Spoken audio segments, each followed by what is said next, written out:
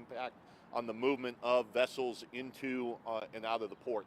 It's a time that we have been looking forward to. The Unified Command has done an absolutely fantastic job with the U.S. Coast Guard and the Army Corps of Engineers, as well as the salvage companies that have been involved, associated from Donjon to Skanska.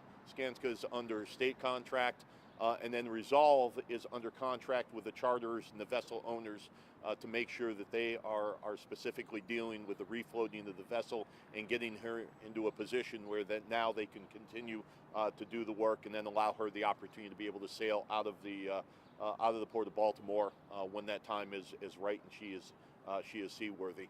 Again, we are not at the end of the process. We're still continuing to move through and making significant progress to the opening up and seeing the economic benefits of the Port of Baltimore moving forward.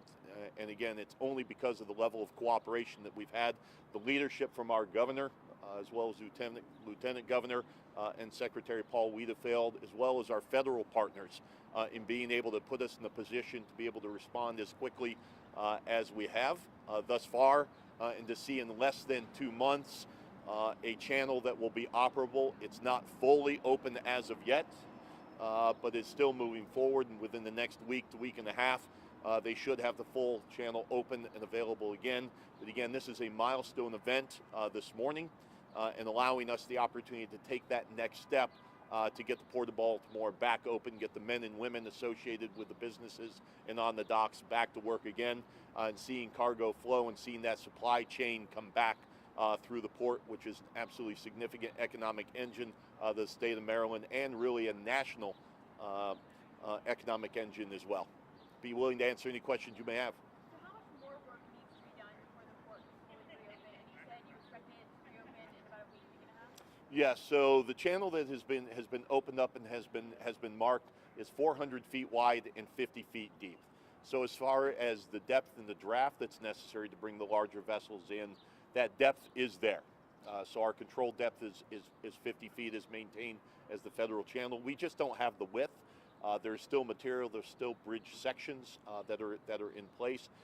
But as the Army Corps and the Unified Command has indicated, they're looking at the end of May, and that schedule seems to appear to be on schedule. That additional 300 feet, making sure that not only is the material down to 50 feet and we have that depth, but one of the issues that they have run up against is the soft bottom. So there are pieces of steel that are about 10 to 15 feet below the mud line. They still want to go down there and make sure they remove that, because for operations and maintenance dredging in the future, you don't want to have them running into steel or running into some of that material that came off the bridge section itself. So they're being extremely methodical and very efficient in the removal of that material and making sure that by the end of May, that everything is in place. And then at that point, for the remaining time, it really just becomes a cleanup and a dredging program, which is something that occurs here on a pretty regular basis. Jonathan, last time you and I spoke, we were talking about your journey here to Baltimore. You've just been on the job less than 2 months. Yep. Now we're 2 months out from this incident. We heard the governor on Meet the Press yesterday saying that the initial timeline was 6 to 9 months to even get that ship out of the way. Yeah. What is it like to be here today, where we have a channel that most of ship traffic can use, the Dali's out of the way, and we're getting ready in a week and a half here to clear out that full federal channel? What is that like for you to see that progress? Yeah, I think certainly we're excited to see us reach that milestone, but we understand that there's still a lot of work that needs to be done. The channel is only one part of it. It's also making sure that we see the cargo return. Conversations that we've had with the shippers and carriers, as all of them have asked us, what can we do to help out? We've talked to the carriers and the lines. We said, when the channel opens up, you can return.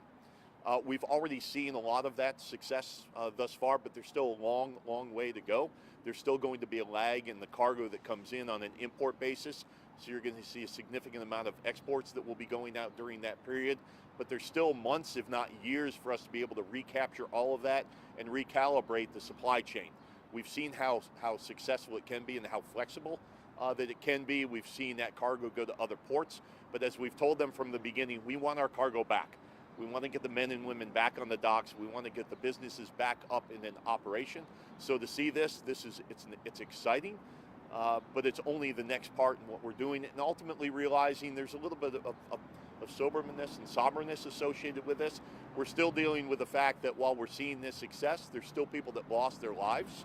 There's still lessons to be learned in that respect. So we want to make sure that we're understanding that this is only the next part of it. For me to be here such a short period of time and to go through this, again, in seeing the type of cooperation that we are seeing, that is an exciting part of the next step for the port. But there's still a long way for us to be able to go to see the type of benefits that the port can have into the community, to see those in full effect. Can you quantify for us the type of economic loss the port took with this bridge collapse, and then how long do you expect before it comes back with more rebounds? Yeah, we're still working on the quantification of what the overall impact is. We do know that the port as a whole, and we just saw economic impact numbers come in about a week to a week and a half before this incident. You're looking at an organization that contributes about $70 billion on an annual basis of economic impact. About 20,000 direct jobs in and around the port are impacted, and more than 250,000 jobs that are impacted not only in the greater Baltimore area, but really on a national level when you take a look at the type of cargoes that we do handle. If you take the simple math out, you're looking at an economic impact loss on a national basis of about $192 million per day. Some of that will be stronger per day, some of that will be weaker per day, depending on the type of activity that's occurring. It's going to take us a little while to be able to quantify what that impact is. But I think suffice it to say that it's a very significant impact when you see that this port, the marine side of it, basically shut down. And we oftentimes talk about the type of impact that if you really want to see what type of impact an industry has, pull it out for a period of time. Unfortunately, we've had to deal with that for the last 2 months. And it's going to take a while for that to be able to rectify itself and to see the type of trade balance that we've had, both on the imports and exports. It's going to take a while for that to be able to reestablish and right itself, and for us to see the type of impact that we do have on a daily basis. Is there still any concern about that cargo not returning, or is that reaching this milestone now and knowing that you're kind of getting everything done on time, reassuring you that that's not going to happen? We always know that when there is a change in supply chain and there's an opportunity for cargo to go elsewhere, then it may stay there. We do know that 70% of all of our inbound containers coming from throughout the world that land at the Port of Baltimore are consumed within 70 miles of the port itself. We have a very strong consumption zone that we are responsible for. For that reason, utilizing ports that are in Virginia or up in New York, sometimes it just doesn't make sense economically, so we're certainly playing upon that. We're also making sure that while this is a significant blip, it is a blip. This is not a long-term issue. The bridge is being removed, that structure is being removed, the Dali has been refloated, and she's moved to a terminal for this period of time. So we want to make sure that they understand, that our customers and the business partners understand that this is a short-term impact. Is that the benefits of the port reaching the Midwest, reaching this type of market, those are still there. Even though the bridge went down and it's a significant impact, that's not something that's long-term, and it should not impact their supply chain decisions long-term. You said the 400-foot channel is deep enough or wide enough for most vessel traffic. What types of ships need that 700-foot width? What you're looking at is really a margin. Now 400 is large enough for us to be able to do it. It's one-way traffic. It very well requires vessel assistance with tugs. And that type of movement in and out. There's also environmental considerations, wind speeds, tides. They're still going to probably for the first few days require just nighttime transit until such time when they remove a little bit more of that bridge and then of that bridge structure and get a little bit wider. So all of those are being considered right now. But we do know that as some of the carriers come back, they're going to require close to that 50 feet, and they're going to require just every bit of channel that's necessary to make sure that the margin of safety and that factor is taken into considerations. We ultimately want to have the U.S. Coast Guard have the opportunity to remove any of the restrictions, allow for 24-hour transit into and out of the port. So for a period of time, there will be one-way transit taken into consideration, the narrow nature of the channel right now. But the other thing and one of the reasons why we need to have that two-way traffic on a daily basis, if you look at our cruise market, the cruise market returns this weekend. They come in the morning and then ultimately have to leave in the afternoon. If there's only one-way traffic, or if there's only daylight transit or nighttime transit, sometimes those vessels that come in like that, different part of our market, just aren't able to traverse during that period of time. So the Coast Guard Unified Command worked very closely, and we've worked very closely with our cruise partners to make sure they can come in early in the morning, debark the passengers, do a full turn, and then leave sometime in the afternoon. So it's really a ballet of such, and it's the coordination that's necessary for vessels to arrive, do the work that's necessary here, and depart. That's all being taken into consideration by the U.S. Coast Guard to make sure that the vessel transit, vessel placements are such that allow us the opportunity to make sure that we're meeting the obligations that we have to our customers. What's your message to the workers on the marine side who maybe have been out of work or haven't seen consistent work, or even unions as they try to even navigate getting back on track here? I think first of all, thank you for the patience. We know it's been extremely difficult for the longshoremen. If they don't have vessels here, they don't have shifts, they don't have work.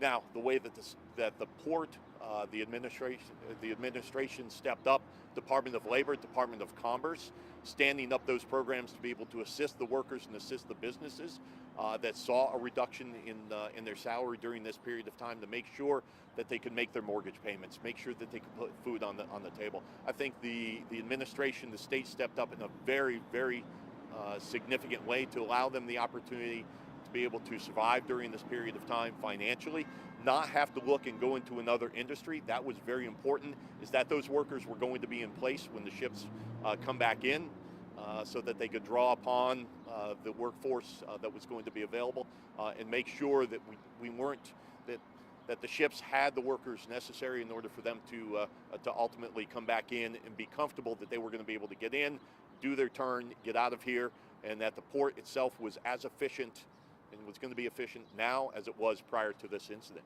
How many companies have already come back to doing business with the Port of Baltimore, and have any companies said that they don't plan on? We don't know the exact amount. We do know that the carriers themselves have been watching very closely to make sure that they understood what restrictions were there. We do know that we did have some vessels recently that were diverted. I think what happened is that the Unified Command and the salvage companies delivered very quickly. Because of that, they were making provisions to come back. And then as we saw some delay in this last week, there was the desire to be able to refloat the Dali within about 24 to 48 hours. That did not happen for a variety of reasons after that precision detonation that occurred. So they did have to make moves going through there. So we're seeing a little bit more of a lag than we would have liked. I will tell you this, that none of them have indicated to us that they are not coming back. And for us, that's been very, very, that's buoyed us to make sure that we're confident in that not only are they going to return, but we're asking them to return even stronger than before. The long term, you're confident that all of the same business will return? We are very confident. As far as thanking my counterparts in other ports in Virginia and New York and elsewhere, they really stepped up and were able to provide the type of expertise and the facilities necessary to support the cargo that traditionally would come through our port. But as I said before, we're going to want our cargo back after that is done. We did know that there were going to be new services that were going to be coming to the port that would have started during the time of the incident and the shutdown. After we do open up, those new services are still going to come back to the port. So they do recognize the efficiency, the location that we do have, and ultimately they made the commitment before. They're going to honor those commitments and bring even more cargo through. So the tugboats have a new duty now. Before, the ships, once they pushed it away from the berth, they use their own power to get out. Bridge isn't there. Are you going to change the duties of the tugs to escort them in and out? Ultimately, that's not up for the port and the MPA to make that determination. Everything, they're going to follow the regulations as imposed by the U.S. Coast Guard, and that is one of the things that they're taking a look at. And the reason why we want to get to 700 feet is it allows for the tugs to go back to their previous practices associated with when they pick up the vessel and when they dispatch from and leave the vessel upon departure. So all of that is being determined and will be overseen by the regulatory agency in charge of the waterway, and that is the U.S. Coast Guard. Will anything about how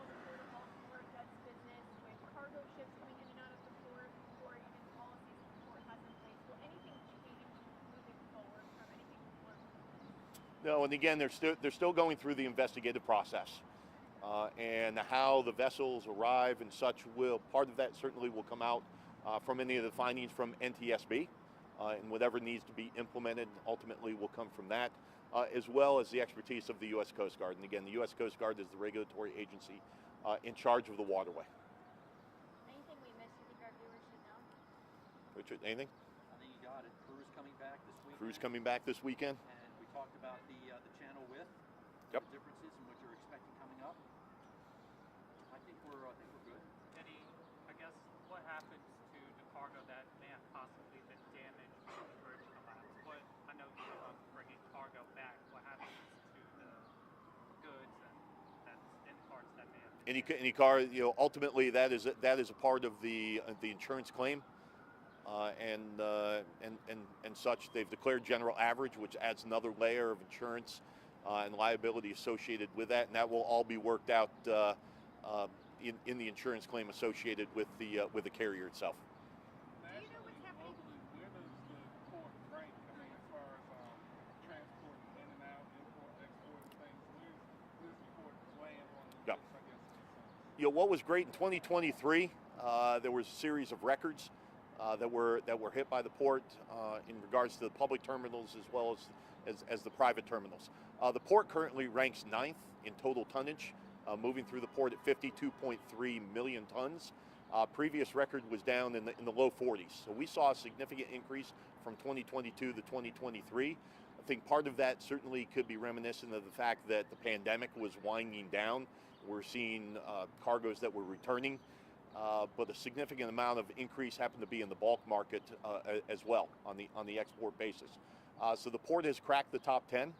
And on the overall cargo side, we're 1.1 million TEUs, 20-foot equivalent unit containers. That ranks us number 11 in the United States. The port that's ahead of us is Oakland, and we continue to see growth on an annual basis in all levels of our cargo. We're number 1 when it comes to roll-on, roll-off and automobiles, with more than 847,000 units that came through in 2023. There are some ports that are making significant investments, but because of the processing facilities that we have on site here in Baltimore, the amount of investment that's been made, the expertise that's here, we continue to be number 1 in that type of cargo. So much so that a lot of vehicles that would go to Virginia and New York were actually then transported back to the port for processing back at the port because of the expertise and the infrastructure that we had in place. As well, significant amount of automobiles went to Trade Point, which was outside the incident zone, and then those vehicles were loaded on trucks and then brought over to Dundalk Marine Terminal and the other processing areas. So the port really cooperated and worked together between the public facilities and the private facilities to make sure that we minimize the amount of impact that occurred with the movement of cargo through here, even during this very difficult time. I think a question over here. Yes, ma'am. All set. All right. Thank you so much. Thank you all for your patience and the way in which you've handled this situation.